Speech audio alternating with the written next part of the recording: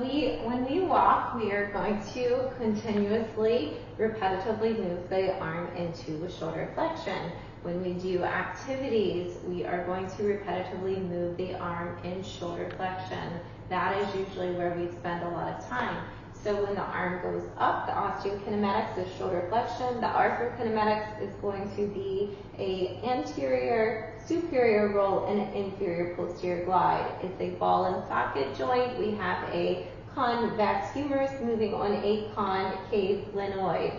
So it's an anterior superior roll, inferior posterior glide. We are going to restore the inferior posterior glide. To do that, we are going to release and stretch the muscles that are going to prevent the glide, and then we're going to strengthen the muscles to encourage the glide. So there are going to be 4 muscles that we release. The 2 muscles I'm going to start with are going to be the elevators, and that's going to be the supraspinatus and the deltoid. To release the supraspinatus, I'm going to use a theracane. I'm going to go right on that supraspinous fossa. So find the spine of your scapula, go right above it, and you're going to find muscle, and that's going to be deep in there. On top of that fossa is the supraspinatus. So I want to use the theracane and apply pressure down into that fossa. I can bring the cane a little forward, and I just want to hold pressure there. When I tilt my head, I will stretch through that fascial line. So I can do a moving stretch, but I'm releasing the tension on the supraspinatus muscle belly and fascia here. So that's where I'll begin, and I want to use the hand that's not part of the shoulder intruding to do most of the pressure. So release the supraspinatus, then release the deltoid. I'm going to release my middle deltoid, so right on the side. You can go up against the wall to do this. If you can use your body weight pressure, you can do that. And I'll keep the elbow directly to my side and then lie onto that deltoid. And I can use the other hand to guide how much pressure I am placing on that deltoid muscle.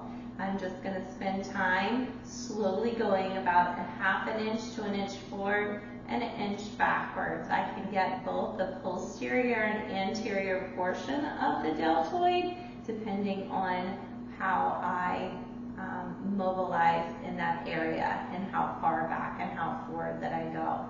So that is going to be the deltoid.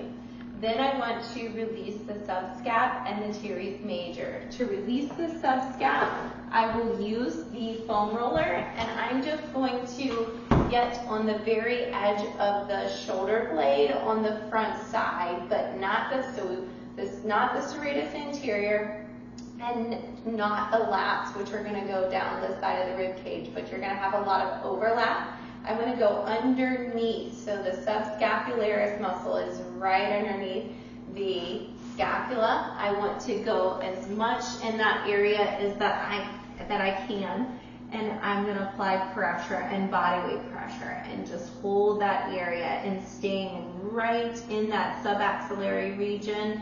And if I find a tender area or a lot of tension, holding there. So spending 2 minutes to release the subscapularis.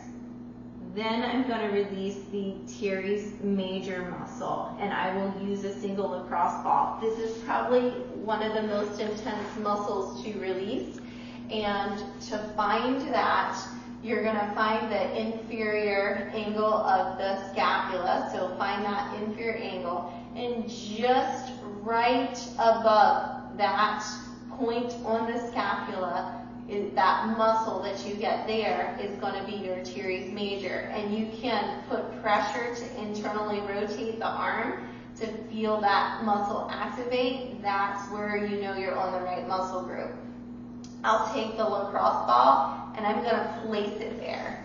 I'm going to lie onto my side, so I'm going to apply pressure, body weight pressure onto that area.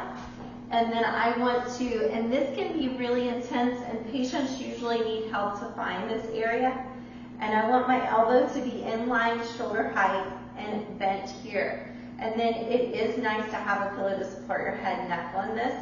Then I'm going to rotate my arm back to the floor and then both directions. So I will then add a rotation to that. and you're just going to mobilize that muscle and fascia right over the teres major. So these are internal rotators, the subscap and the teres major. So we want to release the muscles that are preventing that posterior inferior glide. That is the 4 muscle group release. Then I'm going to stretch them. To stretch them, supraspinatus, I will just go into a little bit of an extension. So this is going to stretch the supraspinatus. If I want to stretch the right side, if I bring that across my body, then I'm going to get more of a stretch. But I can, if I'm working on both shoulders, bring them behind my back, bringing that arm across, holding that for a minute, and then stretching my deltoid by bringing my elbow across my body and stretching the outside of the arm here, holding for a minute. And 3 times 1 minute is fine to get the most out of a stretch, but you don't want to stretch if it's painful, so sometimes starting with just 1 stretch is sufficient, and if it hurts after 30 seconds, come out of the stretch. This will stretch both the subscap and the teres major, and I only do this stretch if it isn't painful, and you should feel it on the back side of the shoulder when you stretch this muscle. That's the stretches. Then I want to strengthen to encourage the inferior and posterior glide of the glenohumeral joint.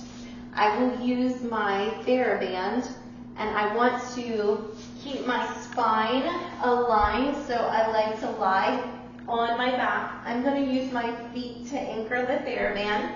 I want to start here, turn my palms up, and then I'm going to pull down to the floor. This is going to activate teres minor, one of the rotator cuffs, so the depressors, and the muscles to encourage that inferior posterior glide. So I'm going to strengthen in that direction. So I want to do 3 sets of 12, or if I have a heavier band, I can go down in reps and I can slowly increase to sets. You just want to gauge where your patient is in their strengthening and what their weakness is. Then I'm going to apply external rotation with the extension. So I'm going to have my resistance of extension and then go into external rotation. So this is the depressors, and that will help with the inferior glide. So I am just going to do 3 sets of 12, and I can even do isometrics holding at the end range, or go through the range and do some resisted strengthening of those depressors. So those are the strengthening. So I've got 4 releases, I've got 3 stretches and 2 strengthening exercises to restore the inferior and posterior glide of the glenohumeral joint, and that completes the arthrokinematic restoration of the shoulder joint.